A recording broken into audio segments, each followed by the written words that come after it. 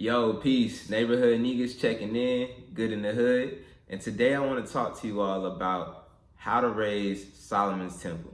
Okay? So let's just get into it. Who is King Solomon, right? Solomon is the son of David. He is one of the most wisest and richest kings. He created the first temple in Jerusalem. Okay? So, how did he do that? You know, it's said in the Bible, and I'm referring to the Bible because it's a magic book. So let's get into it. It was said in the Bible that he had a conversation with God, and God told him to ask for anything that he want. And so Solomon asked for wisdom instead of any material or monetary things. And when he granted wisdom, he was given everything that he could possibly fathom, right? All right, so what is a temple? A temple is a couple of things. So when you think of a temple, you either think of a building or structure where, religious practice is held, or, you'll think of your temple. The temple is on the side of your head. And that's the junction of 4 separate skull bones, okay? So that's important because there's a correlation there. All right. So, when we're talking about how to raise Solomon's temple, you have to understand a couple things at a certain level. For one, Solomon is a representation of you. Okay. Solomon refers to the initiate that has the ability to raise his awareness and consciousness to a certain level that by doing so you can get direct information from God, right? Okay, or the creator, right? So this is important because when we're talking about raising Solomon's temple, it's a process that goes on internally. It's not a physical thing, okay? Now, understand that we as energy beings or light beings,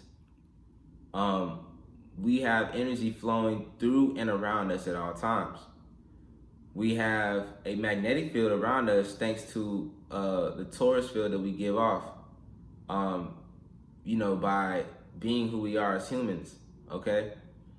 So this is important because there have been videos in the past where I talk about things about like chakras and, or the jed or whatever it is, right? And those energy centers are centers that align with certain organs inside of the body, okay? Now, this is important because in order to raise Solomon's temple, you have to have a strong foundation. And foundation not only within self, but foundation in, your knowing, okay? With this being the age of Aquarius, you have to understand that these stories and things are allegories for abilities and aspects that you as a human can create and attain, okay? Now, how did Solomon become the wisest king? So when you go through the alchemical process of strengthening your chakras from your root all the way up to your crown, you're able to access a divine intelligence or consciousness through the portal up here. What happens is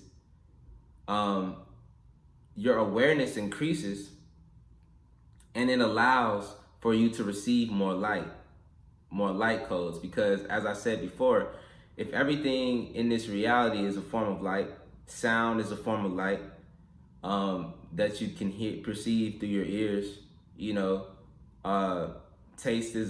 food is a form of light that you can taste, and these things all have colors, right? Because light gives off a color. You may not be able to see the color of sound with your 2 eyes, but trust me, there are some people who are tapped into a certain level within themselves that they're able to actually see the sounds the color of sounds. You know, Pharrell Williams, for example. Okay? But not to get too far off a subject, what I'm saying is that when you are working on yourself and you are continuously opening your chakras, then you're able to have a system of alignment that creates the entire temple. Okay? And the reason why I said temple right here is because once you get to the point of opening your first eye and you get to that point of your crown, you're able to receive downloads within the temple, within the structure that holds the brain. And the brain is connected to the mind. Okay? They're two separate things. All right? Now, you're able to access higher levels of intelligence when you work on this process. Now, of course, people say that we're only able to access a certain percent of our brain, but that is a lie. It has been proven multiple times through different sciences and practices that people who meditate are able to access and attain different brainwave states at will. Okay? What are brainwave states? You have delta, you have beta, you have alpha, you have gamma, and I believe theta too. But anyway, all of these are different brainwaves, and they give off a different frequency, okay, and a different wavelength, right? Now, when you are in delta, you're typically in a REM sleep. The waves are moving so slow to the point that you're not even conscious. You're more so in your subconscious. When you are in alpha and beta waves, those waves are the waves you give off when you're consciously doing things. Somebody like Bill Gates, not Bill Gates, but it slips me, but the creator of Mac and Apple, before he transitioned, he would state how he would utilize alpha brainwaves in order to create these ideas that made him a fortune, right? Now, when you get into a state of releasing gamma waves, the only way to do that is to be in a meditative state. And through meditation, you're able to align all your energy centers to where you're able to receive higher levels of consciousness and downloads within the crown, right? Now, when you get to that gamma state, your brainwave is oscillating at such a speed that your perception of things start to switch. Because if everything is frequency, if you're living in a lower frequency, there's only so much that's revealed to you, because what's above you, or per se, what's at a higher frequency, you're only subject to what's below the frequency you're on. That's the only things you can see, right? So if you're at a higher frequency, you can see all the way down here. Whereas if you were here, you only have this type of scope, okay? So it's important that, you take the time to meditate. And how does this work? How does it work building up Solomon's Temple? Well, you go through each energy center and you focus on those things that would necessarily block those energy centers, and you release those things. For example, if you're in your root chakra, or the root jed, what happens is that energy is connected to, being in your true self, a primal energy. But what blocks it off is fear. And so if you are afraid of things, if you have a certain level of fear in yourself, there's no way that you'll be able to make it past that level.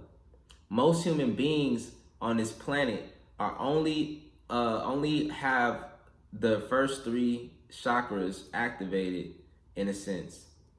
Most people don't make it to the heart chakra. The heart is the connector between the top and the bottom. The heart is one of the main magnetic force. The heart is where a lot of all your artery veins that have blood flowing through them, your major arteries connect to the heart, right? So when you are in your heart space, you're able to tap into the energy of love. Now, why is this important? It's important because love is the highest power or the highest frequency. Love imbues anything. Love is the reason why human beings are here today. Love is the reason why we're still alive. You know what I'm saying? So you must understand that in order to reach these certain levels, you have to have a deep sense of self-love. And as you continue to develop that self-love, you get to a point of unconditional love where you love everybody because you understand that everybody's a reflection of yourself, right? As you move past, the love center, and I know I skipped the sacral and the solar plexus. The sacral and the solar plexus are something that a lot of people are just naturally doing. A lot of people are naturally expressing themselves in ways, creativity, flow, dancing, things of that nature. But without the heart, it doesn't matter really. There's only so far you can go. After you get past the heart, you get to the throat chakra. So you have to speak your truth, speak your knowledge, but be yourself unapologetically. When you're talking, speak words of, positivity into your life.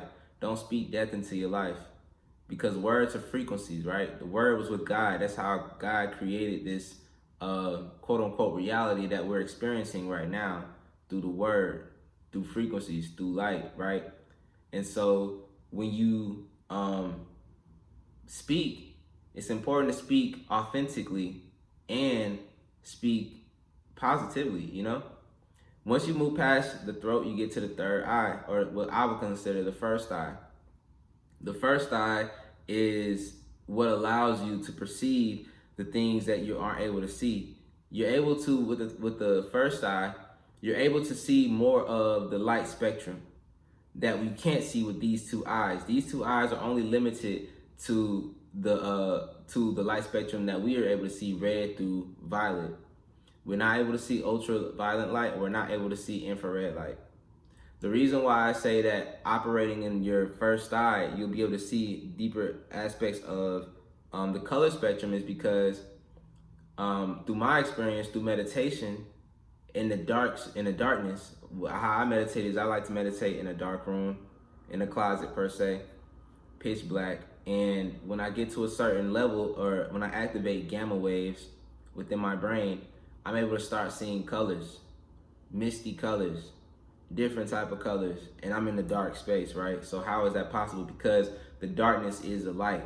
The darkness is inhabited with nothing but light, right? Okay, and as you move past that, then you get to the crown. There's a reason why they call it the crown. The crown is where the kingdom of heaven resides. The crown is, the top of Solomon's kingdom. It is the host of Solomon's temple, right? So once you got your foundation built, then you're able to activate Solomon's temple. And that comes with a sense of wisdom and intuition. It helps you to tap more into your clairvoyant powers and abilities, telepathy, telekinesis, these different abilities that we all are able to tap into, but you can only tap into them when your energy centers are all activated, full, and in motion, right? And vibrating at a high frequency. Okay, so in order to become our best selves, we have to spend time with ourselves. We have to be open to viewing and correcting the darkness within us, because we all have done things or think of things that aren't the best, for ourselves or some people around us. And we have to come face to face with those things in order to maneuver forward, because those things are part of you. Once you come to acceptance and you forgive yourself and you move on with the power of love, then you're able to more say put these things into check. It's not about it's not about getting rid of certain things, but it's having acceptance for what is, and then only operating in the things that serve your highest purpose, right? So moving forward, I just wanted to speak to you all today about how to activate Solomon's temple and the greatness and the abilities and things that come with that process. It's not necessarily an easy process, but at the same time, it's definitely worth it. It will help us all to connect to one another a lot more smoothly and to understand the situations that we are in, and to create means to basically move forward out of these situations and create more life-sustaining possibilities for us and our generations to come. Okay?